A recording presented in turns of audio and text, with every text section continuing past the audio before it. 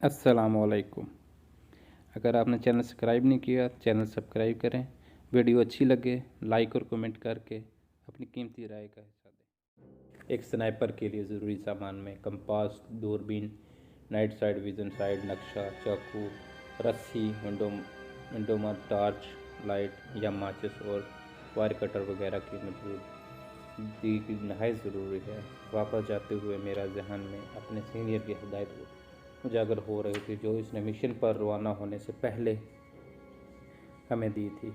28 या 29 जुलाई को इस इलाके में ब्रिगेडियर प्रकाश की आमद मुतवक्को है। इसने दीवार पर टंगे हुए से नक्शे पर सब्ज़ रंग के लेज़र पॉइंट की रोशनी से एक मखसूस जगह की निशानदेही की, और ये वही बदबख्त है जिसके हुक्म से इस सरहदी पट्टी पर आए हुए रोज़ गोलाबारी जारी रहती थी।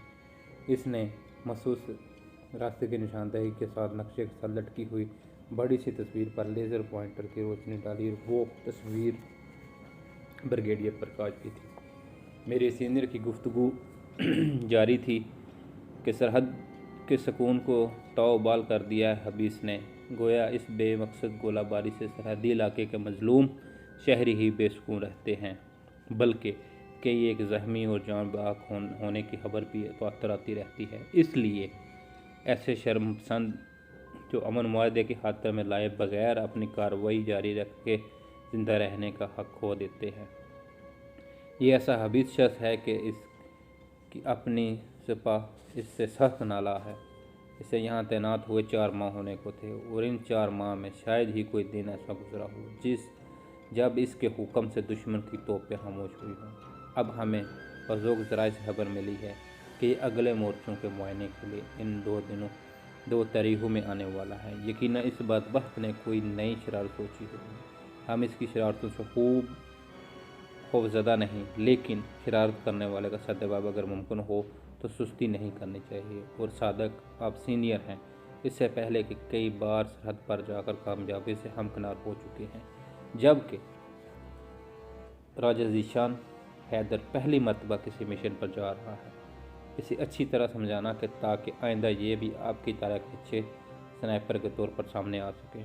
यूं भी ये आपका होनहार शागिर्द है, और ज़ीशान आप खुशकिस्मत हैं कि पहले मिशन पर उस्ताद की ज़ेर निगरानी पूरा करोगे। अब वो सीनियर तजर्बाकार स्नाइपर मेरे उस्ताद, जिसके सर पर तकमील मिशन का बोझ था, वो यहाँ से करीबन 5 किलोमीटर दूर बेबाकी की हालत में पड़ा था, और मिशन की सारी जिम्मेदारी एक नो आमोज स्नाइपर यानी मुझ पर आन पड़ी थी। गुज़ाहमी होने के बाद उस्ताद सादिक ने मिशन को अधूरा छोड़कर वापस जाने का मशवरा दिया था, मगर मेरे इसरार पर उसे ज़रूरी हिदायत और नेक ख्वाहिशात के साथ मुझे रुखसत करना पड़ा था। वो 2 घंटे तक मुझे समझाता रहा, और हकीकी बात है कि मुझे अपनी सारी ट्रेनिंग से उस्ताद साहब की आखिरी हिदायत ज़्यादा मौसर लगी थी, क्योंकि ये हिदायत अमली ज़िंदगी के ऐन मुताबिक थी। दरख्त के करीब पहुंचकर मैं आगे निकलता चला गया। जिस जगह हदफ को निशाना बनाना था वो एक ऐसी जगह थी जहां कुदरती तौर पर 1-2 पत्थर उभरे हुए थे। इस तरह इस रास्ते से गुजरने वाली गाड़ी के एक कुदरती स्पीड ब्रेकर सा बंध गया था। इस जगह से 50-60 गज मुख्तलिफ सिमत में एक जगह में IED 2 पत्थरों के दरमियान ज़मीन में इस तरह दबाई हुई थी कि दरख्तों पर बैठकर इसे निशाना बना सकूं, और इसका मकसद हदफ को निशाना बनाने के बाद ब्रिगेडियर प्रकाश के महफूजों को वक्ती तौर पर खौफज़दा करना और इनकी तवज्जो किसी और जानब फेरना था। और हकीकत में हदफ को निशाना बनाने के बाद इस IED को हिट करना नामुमकिन नहीं तो बहुत ज़्यादा मुश्किल ज़रूर था। और एक स्नाइपर की असल पहचान यही होती है कि उसे हमेशा अपने निशाने पर एतमाद होता है। आज 28 जुलाई का दिन गुजर गया था, और कल ब्रिगेडियर प्रकाश की आमद यकीनी थी। मैंने देखभाल और खूब सोच समझ कर दुश्मन की आमद की सिमत से बाई जानब एक दरख्त पर आर्जी जान बनाई थी। बाई सिमत जगह चुनने में एक तो ये फ़ायदा था कि ब्रिगेडियर प्रकाश के ड्राइवर के साथ फ्रंट सीट पर बैठा होना था, इसके लिए लामहला इसने बाई सिमत पर होना था। दूसरा, मुझे फ़रार होने के लिए भी यही सिमत मौजूद थी। इस जानब दरख्त भी कुछ ज़्यादा थे। IED के ठीक लगे होने का इत्मीनान करके मैं वापस दरख्त के पास आ गया और मजान में लेट कर सो गया। खुद को बांधे मुझे नहीं भूला था, वरना दूसरी सूरत में नीचे गिर कर ज़मीन زخمی یا ہلاک ہو سکتا تھا۔ سارے دن کی تھکن اور بے آرامی کے باوجود میں رات کو اچھی طرح نہیں سو سکا۔ بار بار آنکھ کھل جاتی۔ ایک بار تو سیٹی کی آواز سن کر میں بے ساختہ چونک کر اٹھ بیٹھا اور دوبارہ سیٹی بجنے پر میرے ہونٹوں پر مسکراہٹ دوڑ گئی، کیونکہ غنودبی بھاگتے ہی میں نے آواز کو پہچان لیا تھا۔ یہ اس علاقے میں موجود ایک بڑے سائز کے چوہے کی آواز تھی، جو جسامت میں بلی سے بھی بڑا ہوتا ہے۔ اس کا مقامی نام ترشون ہے۔ اپنے بل کے دہانے پر کھڑے ہو کر جب یہ زوردار آواز نکالتا ہے تو بالکل یوں محسوس ہوتا ہے جیسے سیٹی بجائی جا رہی ہو۔ صبح تڑکے اٹھ کر میں ضروریت فطرت سے ہم کلام ہوا اور پھر درخت پر چڑھ کر اونگ لگا۔ دشمن کی آمد بعد دوپہر میں توقع تھی، کیونکہ اس رینک کے افسر کا صبح تڑکے جاگنا ایک مذاق ہی معلوم ہوتا ہے۔ جاگنے کے بعد یہ بہ پرستہ ہیلی کاپٹر برگیڈ ہیڈ کوارٹر میں پہنچا اور پھر وہاں سے اگلے مورچوں کے معائنے کے لیے بائی روڈ آنے میں دیر تو بہرحال ہو ہی جاتی ہے، مگر اس کے باوجود بالکل ہی بے پرواہ ہو جانا مناسب نہیں۔ دھوپ کے تیز ہوتی ہی میں سنبھل کر بیٹھ گیا۔ وقفے سے دوربین کے ذریعے ارد گرد کے علاقے کا جائزہ بھی لیتا تھا۔ جو ان سورج نصف سفر طے کیا، مطلوبہ سمت سے ایک جیپ نمودار ہوئی۔ میں نے دوربین آنکھ سے لگا کر جیپ کا نظارہ بالکل قریب ہو گیا۔ فرنٹ سیٹ پر بیٹھے ہوئے دو نوجوانوں کی شکل بریگیڈیئر پرکاش سے بالکل میل نہیں کھاتی تھی۔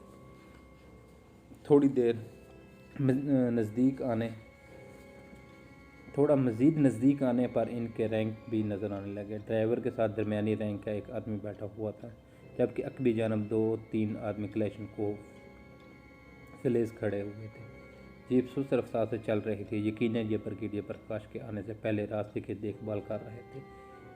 میرے تنے ہوئے اعصاب ڈھیلے پڑ گئے تھے اور وہ اسی سمت رفتاری سے اس کے کچے راستے پر سے گزرتے چلے گئے۔ مجھے یقین تھا کہ انتظار کی گھڑیاں ختم ہونے کو ہیں۔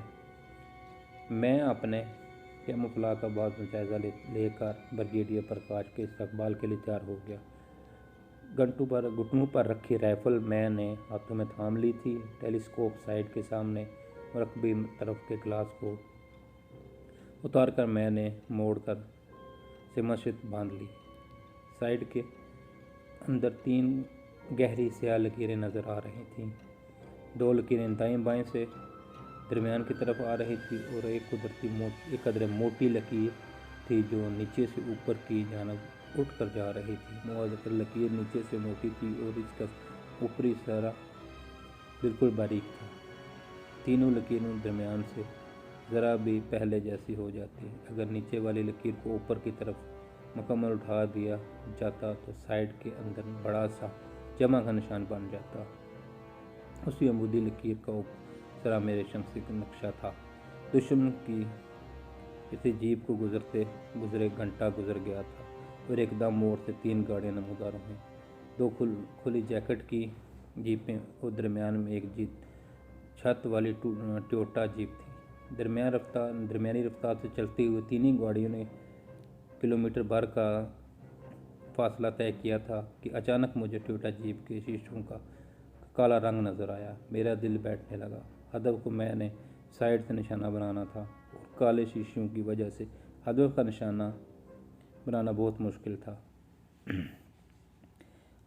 اس ایک حل تو یہی تھا کہ میں سامنے سے جیپ کو نشانہ بناتا، مگر ایسی صورت میں ہدف کا فاصلہ مجھ سے بڑھ جاتا، جس کے بعد درست نشانہ لگانا ممکن نہیں تھا۔ اس رائفل سے 800 میٹر تک کے درست نشانہ لگایا جا سکتا ہے۔ اگر 800 میٹر سے فاصلہ بڑھ جاتا پھر نشانے کی درستی یقینی نہیں تھی۔ میرے گمان میں بھی نہیں تھا کہ اس منحوس کی جیپ کالے شیشوں والی ہوگی۔